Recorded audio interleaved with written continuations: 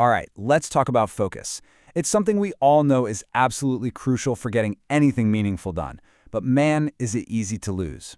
Today, we're going to flip the script on how you think about focus. It's not some magic quality you're born with or without. It's a superpower. A superpower you can actually train, starting right now. Does this sound familiar to you? You sit down at your desk, you've got your coffee, you were ready to tackle that big, important project. And then, what happens? A few minutes later, your mind's somewhere else completely. And before you even know it, the day's over and you're left with that sinking feeling, like, where did all that time just go? And you know exactly what the culprits are, right? It's that little buzz from your phone, that notification that pops up on your screen, that random thought that just derails your train of thought.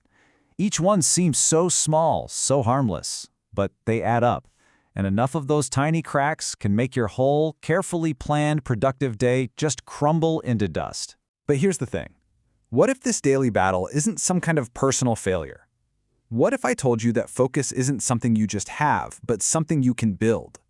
It's time for a major reframe. We need to stop thinking of focus as a personality trait and start seeing it for what it is, a hidden superpower that's just waiting to be trained.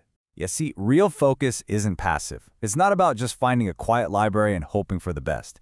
It is an active mental muscle.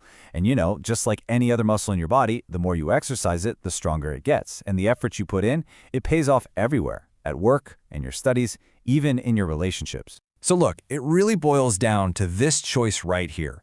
On one side, you've got untrained attention. It gets pulled around by every little distraction. And the result? Chaos, stress, and that feeling of being totally unproductive. But on the other side, you've got trained focus. You are the one directing it, with intention. That leads to clarity, a sense of calm, and that amazing feeling of real achievement. That's the trade-off. That's the prize. Okay, so you're probably thinking, great, I want to build this muscle. How do I do it? Well, you need a training plan, a workout routine for your brain. So let's dive into 5 very practical steps you can take to calibrate your inner compass and start pointing it toward what really matters. So here's our game plan. It's a 5-step process. We're going to start with identifying your target. Then we'll talk about dividing your time, getting rid of distractions, actively training your brain, and finally, designing the right environment.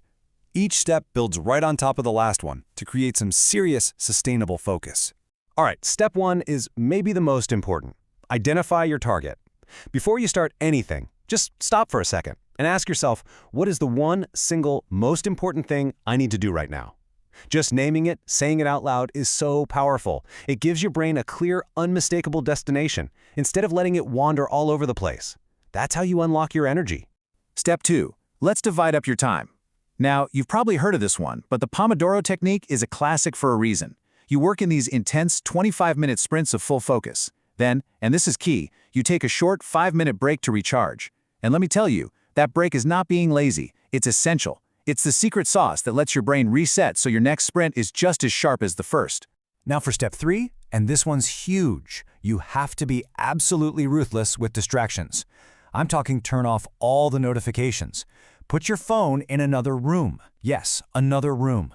Tidy up your desk. This isn't just about being neat, it's about playing defense for your attention. Because remember, it only takes one tiny little interruption to completely shatter your state of flow and send you back to square one. Okay, on to step 4, your daily mental workout. Just like you'd go to the gym to train your body, you gotta train your brain. Things like reading an actual book, not just scrolling, solving a puzzle, or even just doing a few minutes of meditation or breathing exercises, these aren't just hobbies. They are reps for your focus muscle. Do them consistently, and you'll be amazed at how much easier it becomes to concentrate. And finally, step 5, design your environment for focus. The space you're in has a massive effect on your mind, so get some natural light if you can. Keep that desk organized. Maybe put on some quiet, calming music if that works for you. You know, when your physical space feels calm and comfortable, it's so much easier for your mental space to follow suit. It makes the hard work not just more efficient, but actually more enjoyable. So when you start to put all 5 of these steps together, you're doing way more than just checking off boxes on a to-do list. You're actually building your own internal compass. It's a tool that'll guide you toward a day filled not with random tasks, but with real intention and a sense of purpose. And this, right here, this is the ultimate payoff. This is why we do it. Mastering your focus isn't just about getting more stuff done. It's about getting your time back. It's about having more energy at the end of the day. It's about earning that genuine, deep sense of accomplishment. It's the difference between ending your day feeling totally drained by chaos and ending it feeling energized and confident. This quote just says it all perfectly.